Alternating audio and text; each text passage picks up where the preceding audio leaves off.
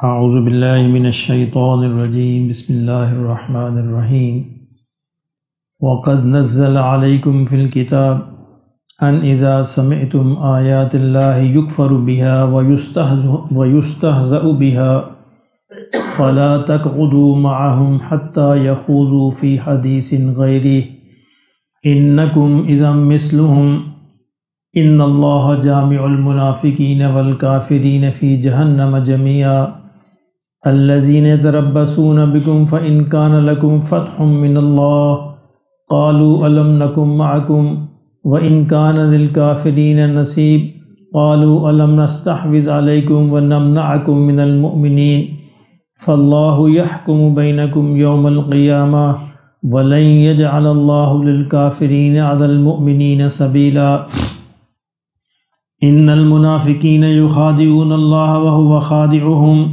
وَإِذَا قَامُوا إِلَى الصَّلَاةِ قَامُوا كُسَالَىٰ يُرَاءُونَ النَّاسَ وَلَا يَذْكُرُونَ اللَّهَ إِلَّا قَلِيلًا مُذَبذَبِينَ بَيْنَ ذَلِكَ لَا إِلَىٰ هَٰؤُلَاءِ وَلَا إِلَىٰ هَٰؤُلَاءِ وَمَن يُضْلِلِ اللَّهُ فَلَن تَجِدَ لَهُ سَبِيلًا صدق اللہ العظیم۔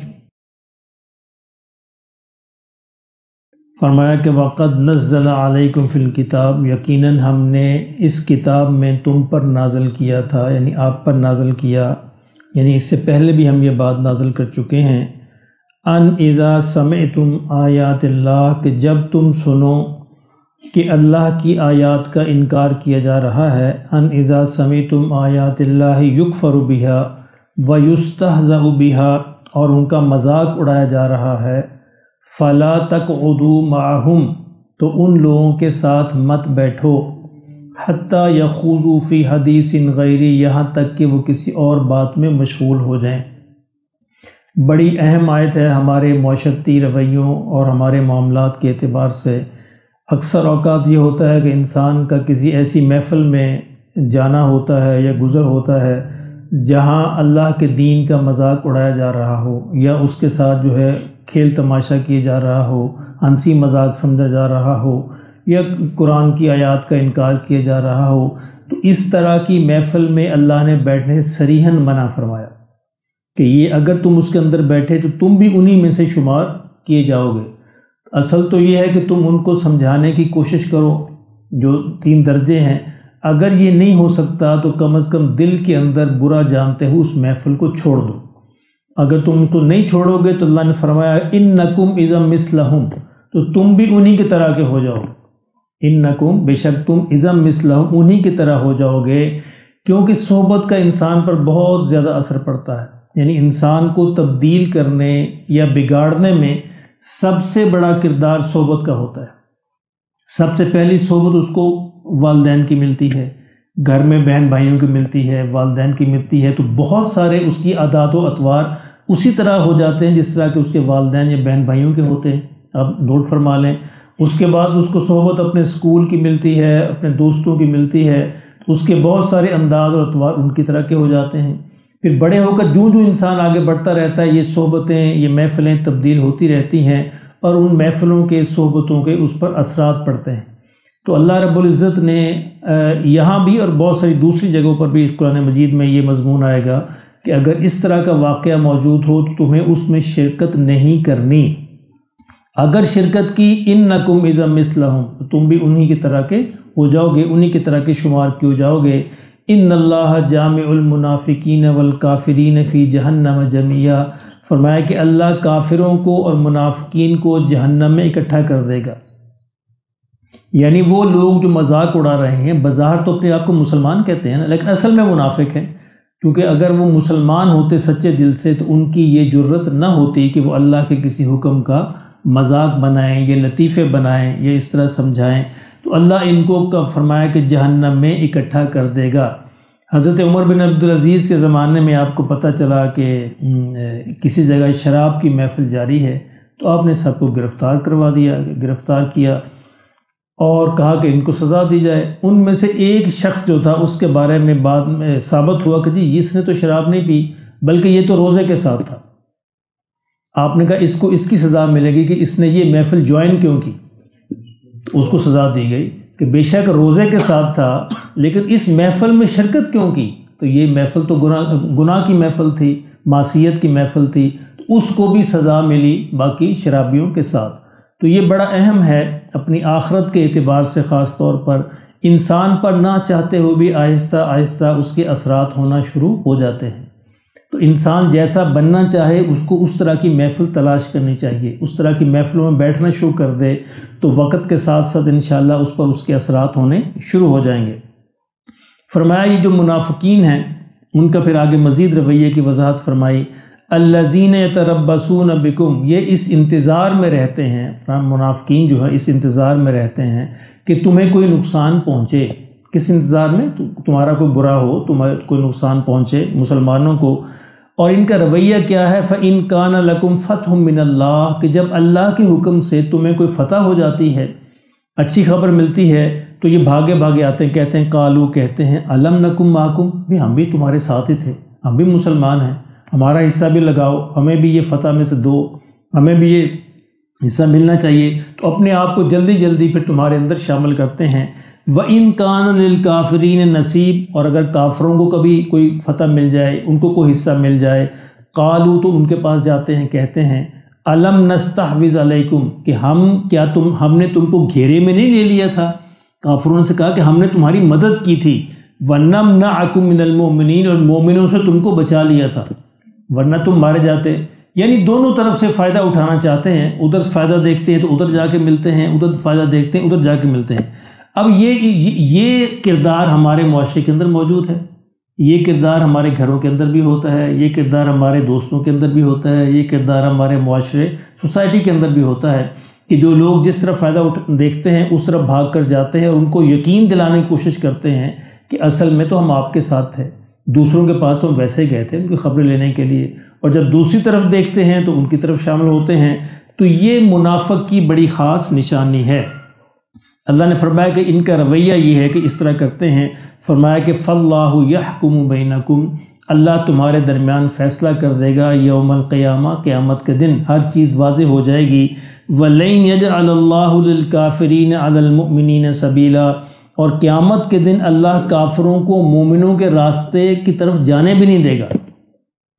یعنی اس دن یہ نہیں کہہ سکیں گے الم نکم معکم، بھئی ہم تمہارے ساتھ تھے، اللہ نے فرمایا نہیں، اس دن کچھ بھی نہیں ہو سکتا۔ دنیا کے اندر تو یہ تھوڑی چند سال جو ہے اس طرح یہ حرکت کر لیں گے، لیکن قیامت میں یہ نہیں کہہ سکیں گے کہ ہم بھی تمہارے ساتھ تھے، ہمیں بھی ساتھ شامل کر لو۔ وَلَن يَجْعَلَ اللَّهُ، اللہ ہرگز اللہ یہ نہیں کہے گا للکافرین علی المؤمنین سبیلا، کافروں جو وہ مومنین کے ساتھ بھی راستہ پکڑ لیں، یعنی ان کے ساتھ مل کے ہولی کہتے ہیں ہولے اسی جنت چل جائیے، یہ ممکن نہیں ہوگا۔ اللہ نے فرمایا یہ وہاں پر یہ ممکن نہیں ہوگا۔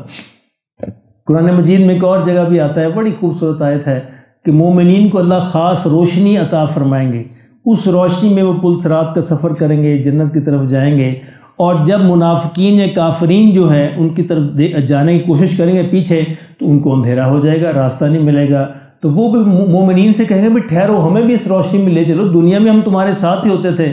اللہ نے فرمایا دنیا کا معاملہ دنیا میں چلا گیا، اب یہاں اپنی روشنی ہے، کسی اور کی روشنی نہیں ملے گی، تمہارے پاس روشنی موجود نہیں ہے، اس لیے تمہیں بہرحال جہنم کے اندر گرنا ہے، تو یہ اندھیرے تم یہاں پہ روشنی میں تبدیل نہیں ہو سکتے۔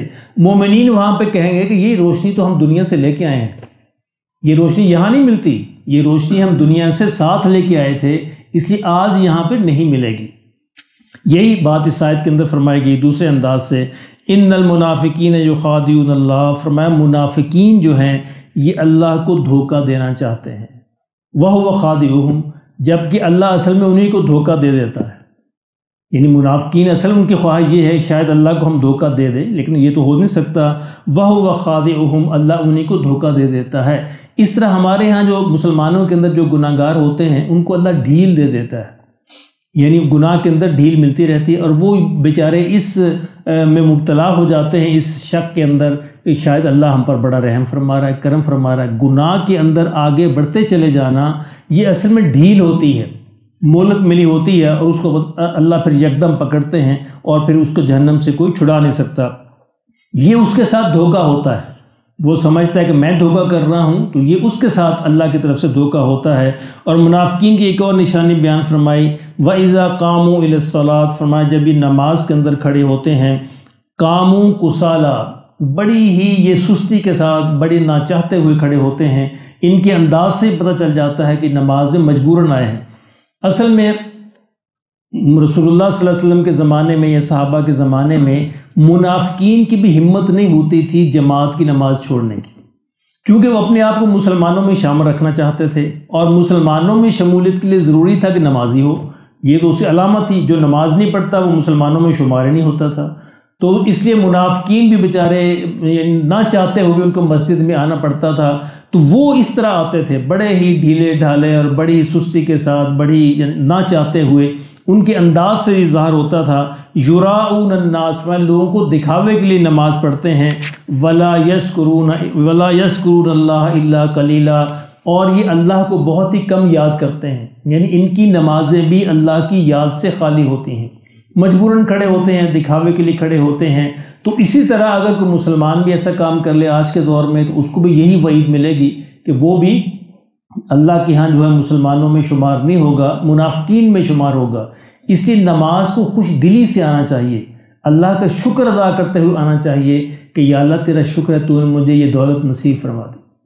کتنے مسلمان ایسے جن کے تو نے یہ دولت نصیب نہیں فرمائی، تو یا اللہ میرا اپنا کوئی کمال نہیں ہے، یہ تیرا احسان ہے کہ تو مجھے مسجد میں قبول فرما لیتا ہے، یا اللہ تیرا شکر ہے۔ انسان شکر کرتا رہے گا تو اس پر اللہ اس نعمت کو اور بڑھا دیں گے۔ تو یہ شکر کرتے ہوئے انسان کو مسجد میں آنا چاہیے اور اللہ سے استقامت کی دعا کرنی چاہیے کہ یا اللہ مجھے اس پر استقامت پہ قائم رکھنا، میں اس پر استقامت سے قائم رہوں۔ تو یہ انسان کا کوئی احسان نہیں ہوتا، اللہ کا احسان ہوتا ہے انسان پر کہ اللہ اس کو اپنے گھر میں آنے دیتے ہیں۔ تو یہ بندہ جو شکر کرتا رہے گا تو انشاءاللہ اللہ اس کو مزید یہ توفیق نصیب فرماتے رہیں گے۔ مذبذبین بین ذالک فرمایا یہ منافقین جو ہے یہ تذبذب، اردو میں ہم کہتے ہیں اسی سے نکل، تذبذب کے اندر ہوتے ہیں کہ ادھر جائیں ادھر جائیں، ادھر جائیں ادھر جائیں، لا الہ ہؤلاء، کبھی ان میں نہ یہ ان میں شامل ہوتے ہیں، ولا الہ ہؤلاء، نہ یہ ان میں شامل ہوتے ہیں، یعنی کبھی ان میں اور کبھی ان میں۔ وَمَن يُضْلِلِ اللَّهُ فرمایا جس کو اللہ گمراہ کر دے، کیسے؟ اس کے کرتوتوں کی وجہ سے۔ اللہ جان بوجھ سے گمراہ نہیں کرتا، یعنی جان بوجھ کے راستے سے نہیں بندے کو ہٹاتا، جس کو اللہ راستہ نہ دکھائے فَلَن تَجِدَ لَهُ سَبِيلًا، اس کو کوئی بھی راستہ نہیں دکھا سکتا، تو وہ کوئی بھی راستہ نہیں پائے گا۔ تو اس لیے اللہ سے ہمیشہ اس کی دعا کرتے رہنا چاہیے کہ یا اللہ جو ہدایت آپ نے مجھے نصیب فرمائی ہے اب یہ مجھ سے واپس نہ لے لینا۔ ربنا لا تزغ قلوبنا بعد اذ ہدیتنا، اے ہمارے رب ہمارے دلوں کو ٹیڑھا نہ کر دینا ہدایت کے ملنے کے بعد۔ یہ ہے اس کا مطلب، ربنا اے ہمارے رب، لا تزغ قلوبنا ہمارے دلوں کو دوبارہ ٹیڑھا نہ کر دینا، بعد اذ ہدیتنا ہمارے ہدایت ملنے کے بعد۔